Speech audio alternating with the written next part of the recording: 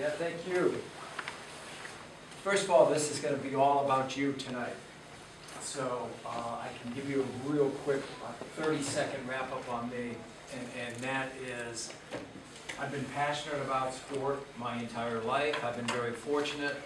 My sports were basketball and American baseball. I had the opportunity to coach and teach. And I actually coached at every level except the NBA.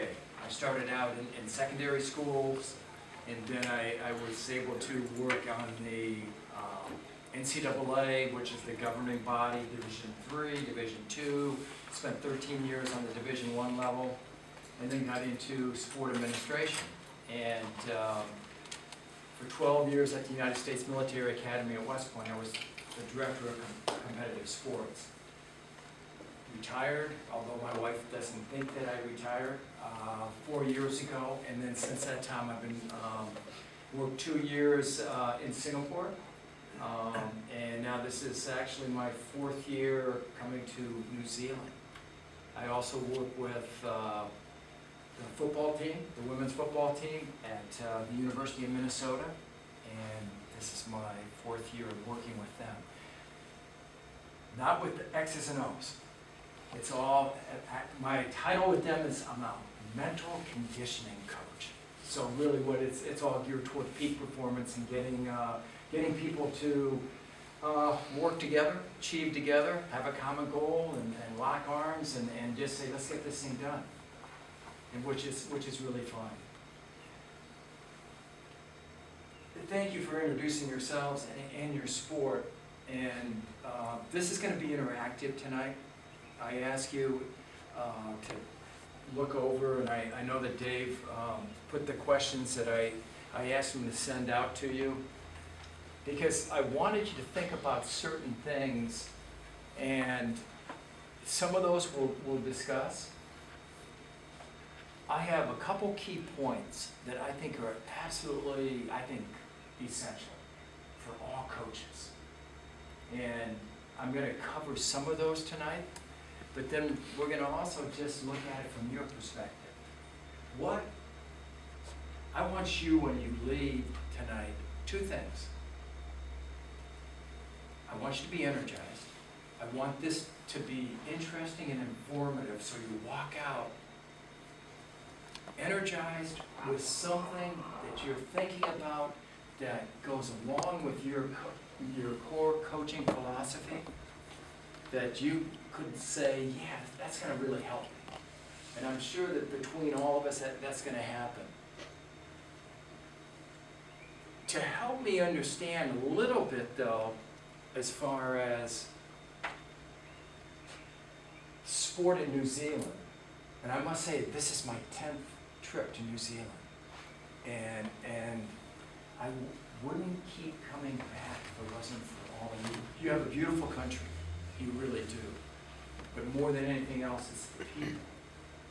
And what I like so much about the people that I work with, the athletes, I work with athletes in P2P, the PC, the Performance Coach Advanced program. This week, I will be in all the regions talking to coaches like yourselves. I like the passion that people have for sport. I also like, I call it the blue-collar type mentality. And in America, when we say the blue-collar type mentality, that's a real compliment. It means it's people that truly understand the value of hard work. It's people that set goals, they work hard to get there.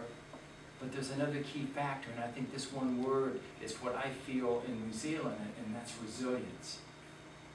With the athletes that I've worked with, especially with the coaches, I love the fact that you find a way to get it done the best that you can. Your budget may not be the highest. Many of you may be volunteers, I'm not sure. But at the same time, because you love it, and what I'm finding is, yes, you loved your sport as an athlete, but now you want others to feel that same way that you're doing. And so you continue to give and give and give. But now what I'd like you to think about, and I'm going to actually turn it over to Simon. Simon and I have worked together for 4 years when I've been coming down, and I appreciate that you came on this trip. For 2 reasons. We work really good together, and I didn't have to drive. And I hope that puts a smile on your faces that I didn't have to drive, because I've had limited experience driving on what I consider is the wrong side of the road, but it really is the right side. So Simon, I'm going to turn it over to you. Well, guys, just as David alluded to, I work for Active, which is very similar to Bay of Plenty down here in terms of administering sport, and especially the coaching space, and I look after the PCA up there. And just something we do, and Ralph and I talking about today, thought it would be really neat just to go around. You introduce yourselves really briefly, but just to go around now and talk about a challenge within your coaching at the moment, and a cause for celebration. So think of something that you're struggling with. There's a bit of a challenge with your coaching, and something you think you'd like to share with the group around a celebration. So just if you could share that with the group, that would be really neat. I'll describe it up on the whiteboard, and as Ralph comes back later in his presentation, he's going to take some of the key themes that come out from your guys' experiences, and so Ralph can really make this workshop about you guys and your situation. So it's not just some concept sitting up there; it's actually real life to you. So maybe we'll start over this side this time. Just one celebration and then one challenge. Yeah. Well, the challenge for myself in this region is what I call one and done. Okay. And one and done means is that we want the parents to stay, not just for 1 year, but for continuous years as far as mini ball coaching. So first time coaching. So instead of one and done, just because Johnny or Sally is participating in the sport, we want them to continue to add value not only to that team but to the community. Okay, excellent. Okay. So that's the challenge. What I'll do, I'm not going to comment on these now. What I'd like to do, because there's probably a lot of you that may say, yeah, that one and done is I've got that same type of issue in my sport too. So what we'll end up doing, we'll get these on up on the whiteboard, and then we'll take a look at it, and we'll come back to some of these. A celebration, something good that's happening. Well, you told me outside. I mean, you got a big tournament going on right now. Well, yeah. I mean, the growth of basketball is it's really relevant at this present time because of the success of the Breakers. Yes. Which is playing in the Australian Basketball League, and also with the Tollback program that have done particularly well, although missing out with the Oceania games with Australia. But in saying that, the Breakers has pretty much been the kind of the NBA for the Southern Hemisphere for the kids here, for their dreams to be continued after, looking at a pathway. Not only after secondary schools or so on, they can look at maybe playing in the domestic league, and then hopefully playing in the Australian Basketball League, and then hopefully playing for their country in the Tollbacks. So there is a pathway for them. Yes. And the celebration is that the gap between Australia and New Zealand is closing. So that's our celebration from my standpoint, because when I played in the 80s, we got whipped by 50, 60 points. So, and there was nothing to celebrate then, getting whipped by that much. So, for us, we can see that there is a turnover, and that we are, filtering into that program of, that international scene. We can see it globally too, no question about it. So, yeah, thank you. A celebration and a challenge. Well, it's not the challenges. There's always a few on the go at any point. I think the one that considers at the minute is really just a coaching team working together. Okay. And I think it sort of reared its head quite recently, and I think it's down to people not clear on what their responsibilities are Okay. within the team. Okay, good. Yeah. I mean, that gives me something to think about. Okay, excellent. And in terms of celebration, we're just going to partnership with the council in terms of linking up the Learn to Swim programme. Good. So that's going to be really good for us. Okay, excellent. Thank you. How about for you? I guess one of my challenges with mountain bike at the moment is we've got a group of athletes that sort of come two different codes of mountain bike, so sort of two different types of athletes as well. And so it's working out putting some systems in place that benefits both of those type of athletes. And yeah, from the mountain bike you get cross country and downhill, and they can be quite different athletes and motivated in quite different ways. So it's working what works the best for both. So it's a challenge for me at the moment. And celebrations probably, we've finally got a green light to have a full-time program towards mountain bike. So that's been something in the pipeline for the last 2 years, and finally got it off the ground and going. So yeah, Okay, good. about that. Yeah, that's excellent. Basketball? Yeah, so I Okay. guess the biggest challenge right now is getting kids to appreciate team success over individual, Okay. thinking it's necessarily just about me. So Okay. thinking in terms of success as a team. Sure. Byron really stole my celebration. But really just to lead on to that, us as a region being able to get big events for basketball now. I see the Breakers are gonna So play breakers here, are yeah. coming here and like the council getting behind it and allowing us to sort of have Red Square and do promotion there, and just the growth is probably the exciting part. Excellent. And the fact that people want to come here Yeah. and watch it. Good, thank you. A challenge, probably moving the sport from competitive and the club level to be more at performance level. Okay, did you get that? So moving from club Yeah. and lifting that level. Yeah.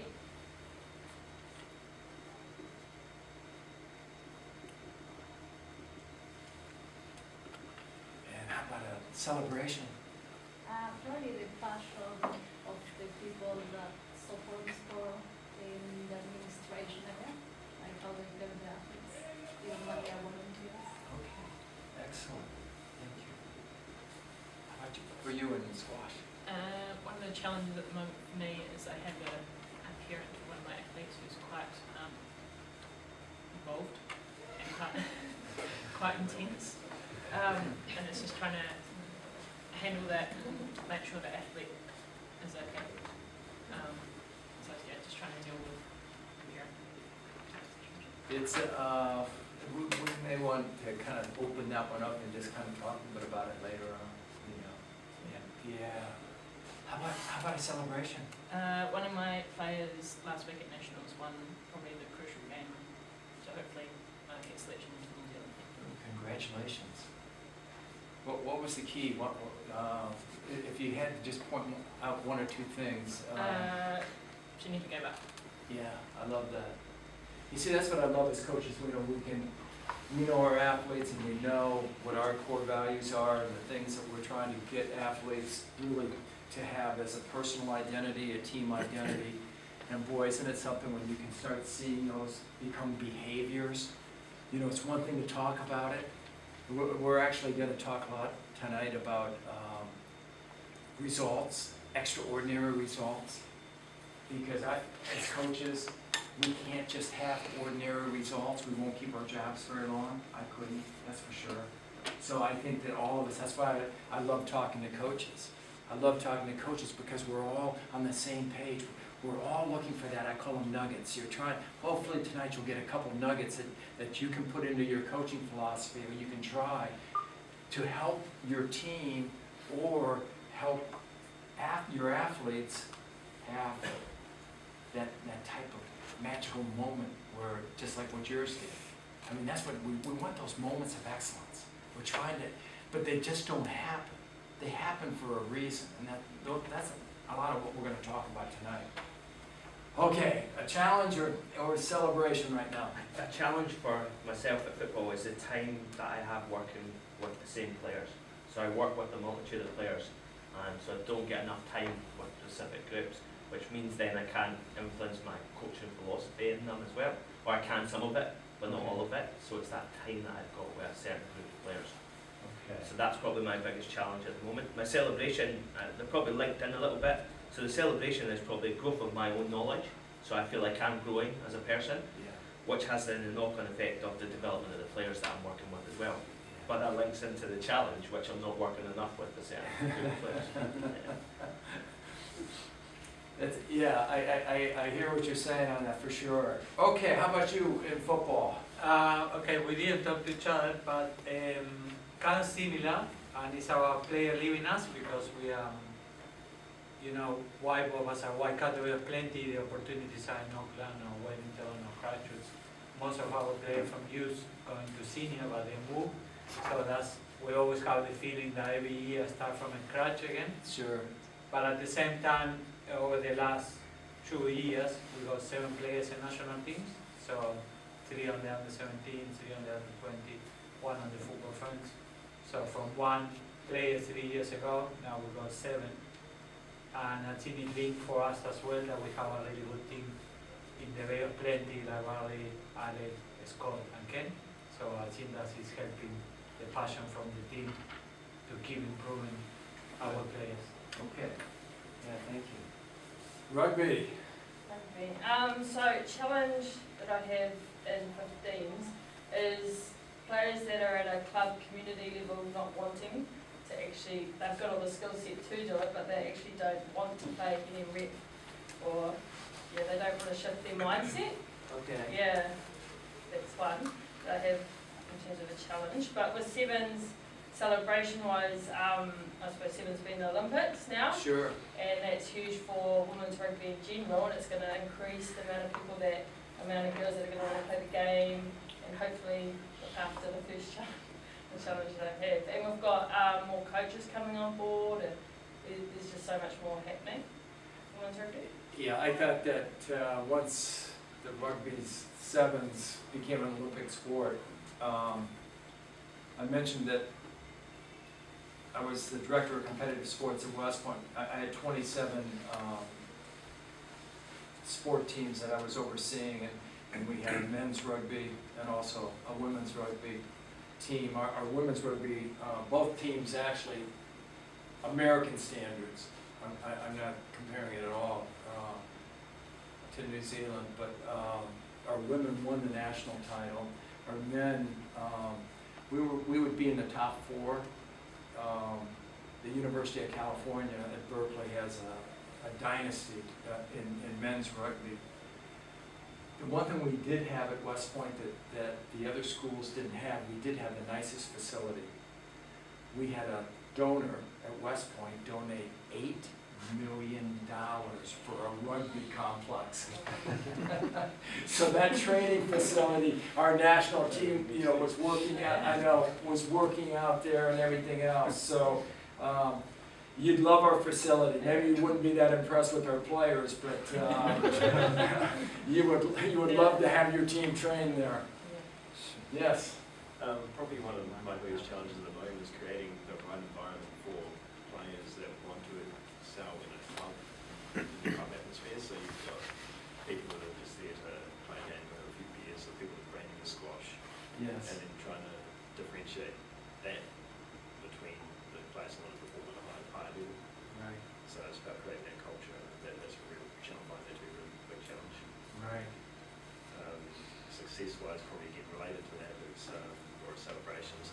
I always celebrate a little bit when you hear one of the kids or anyone you're working with going and explaining something you've taught to someone else. So which I think. That is nice when you can see that happening and things like that. Good. Thank you. How about for you?